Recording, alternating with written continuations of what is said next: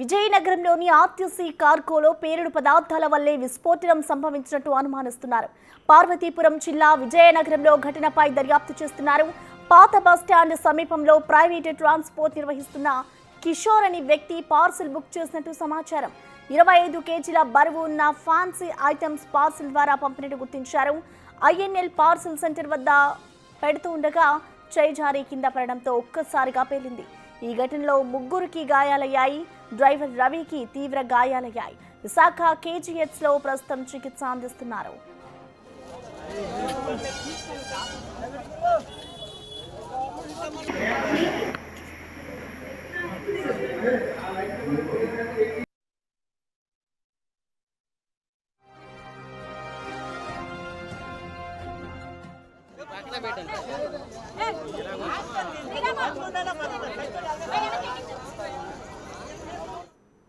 ఇక దీనిపై పూర్తి సమాచారాన్ని మా ప్రతినిధి శివశంకర్ లైవ్ ద్వారా అందిస్తారు. శివశంకర్, మనం చూస్తున్నాం నిన్న ఏదైతే ఆర్టీసీ కార్గోలో అయితే పేలుడు పదార్థాలు సంభవించి కూడా అక్కడ ఒక విస్ఫోటనం జరిగింది. సో ఓవరాల్ గా ఎవరు చేశారు ఏంటి అనే డీటెయిల్స్ కు సంబంధించిన అప్డేట్స్ ఎలా ఉన్నాయి? సో మరొక వైపు ఇటు డ్రైవర్ కి కూడా గాయాలయ్యాయి కాబట్టి డ్రైవర్ పరిస్థితి ఎలా ఉంది ప్రెసెంట్?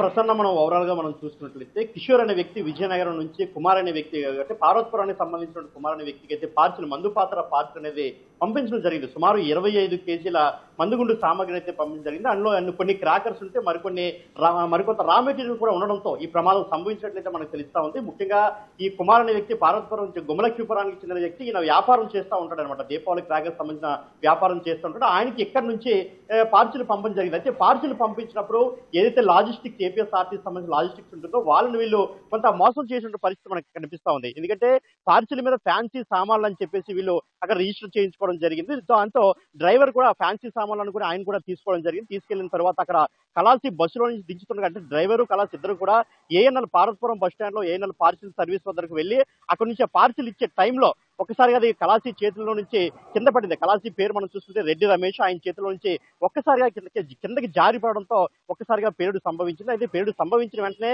ఏదైతే కలాసి రెడ్డి రమేష్ కావచ్చు, అదేవిధంగా బస్సు డ్రైవరు తెర్లి రవి వీళ్ళిద్దరికి కూడా తీవ్ర గాయాలు. వీళ్ళిద్దరు కూడా ప్రస్తుతం విషమంగా ఉంది పరిస్థితి. వీళ్ళిద్దరిని కూడా విశాఖ కేజీహెచ్ కి తరలించారు. అదేవిధంగా అక్కడే ఉన్నటువంటి ఓ రిక్షా పుల్లరు, అదేవిధంగా ఓ స్థానిక వ్యక్తి వీళ్ళిద్దరికి కూడా గాయాలయ్యాయి. వీళ్ళిద్దరిలో ఒకరిని విజయనగరం ప్రభుత్వ ఆసుపత్రి తరలించారు. మరొకరికి పార్వతీపురం ప్రభుత్వ ఆసుపత్రిలో ప్రస్తుతం చికిత్స అందిస్తున్నటువంటి పరిస్థితి మనకి కనిపిస్తా ఉంది. మరోపక్క మనం చూసుకున్నట్లయితే ఇదివరకే మనం చూసుకుంటే సుమారు 25 సంవత్సరాల క్రితం విజయనగరం జిల్లాలో ఈ సంఘటన జరిగింది. అప్పటి నుంచి కూడా విజయనగరం ఊరి చివరిలో ఊరి పొలిమేరలో అయితే లైసెన్స్లు ఇచ్చి అక్కడే దుకాణాలు పెట్టుకుని ఇప్పటికే అధికారులు అయితే ఆదేశించారు. కానీ పార్వతీపురం మన్యం జిల్లాకు సంబంధించి ప్రస్తుతానికి ఇంకా అటువంటి ఆదేశాలు రాలేదు. అయితే ఈ ఘటన క్రాకర్ షాపుల వద్ద జరగలేదు, బస్ స్టాండ్ వద్ద జరిగింది కాబట్టి కొంత ఊపిరి పీల్చుకోవాలని చెప్పుకోలేదు. ఎందుకంటే ఇన్ కేసు పార్సిల్ వెళ్తున్నప్పుడు బస్సులో ఈ ఘటన జరిగినా లేదంటే క్రాకర్ షాపుల వద్ద ఈ ఘటన జరిగినా కానీ తీవ్ర ప్రమాదం సంభవించి ఉండేది. పదుల సంఖ్యలో మరణాలు కూడా సంభవించి ఉండేది. సో దీనిపై కూడా అటు డిస్ట్రిక్ట్ మనకి ఫైర్ ఆఫీసర్ ఎవరైతే ఉన్నారో ఆయన కావచ్చు, అదేవిధంగా పోలీస్ యంత్రాంగం పూర్తి స్థాయిలో దృష్టి సారించాలని చెప్పుకోవచ్చు. ఎందుకంటే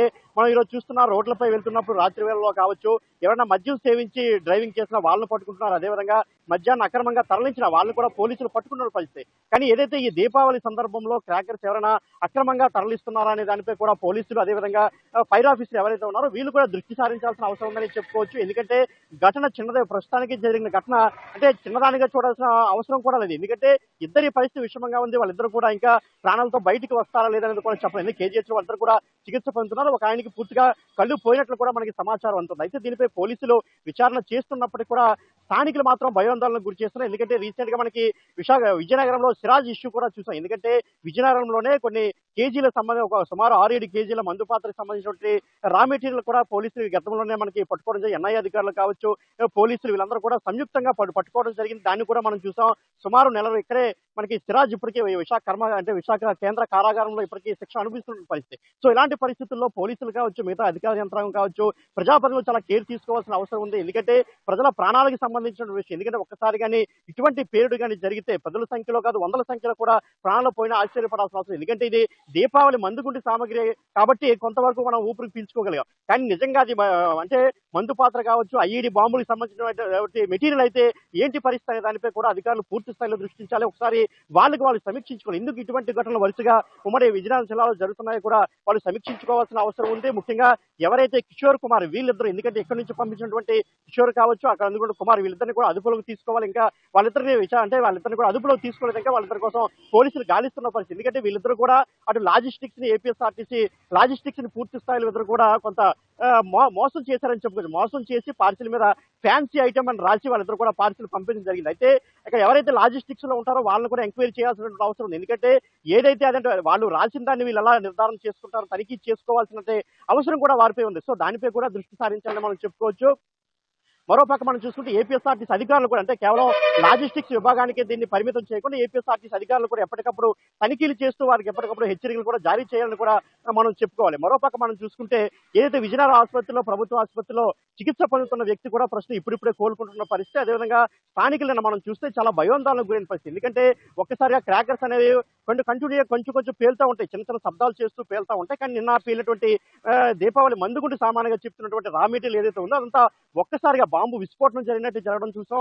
ఏదైతే మనం విజువల్స్ లో కూడా చూసాం. ఎందుకంటే అక్కడ ఉన్నటువంటి లాజిస్టిక్స్ సంబంధించినటువంటి సిస్టమ్స్ కావచ్చు, చుట్టుపక్కల ఉన్నటువంటి పరికరాలు కావచ్చు, మొత్తం అన్ని కూడా ఈ యొక్క పేలుడికి చెల్లాచెదరైనటువంటి పరిస్థితి కూడా మనం చాలా క్లియర్ గా విజువల్స్ లో చూసాం.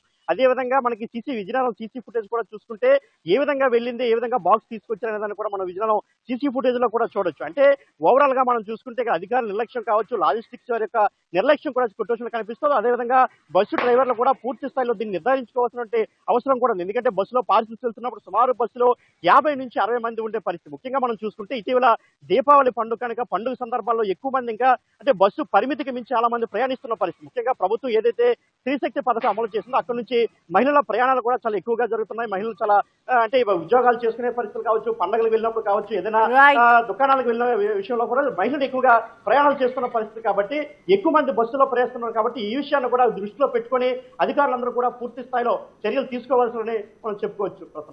Thank you Shivshankar.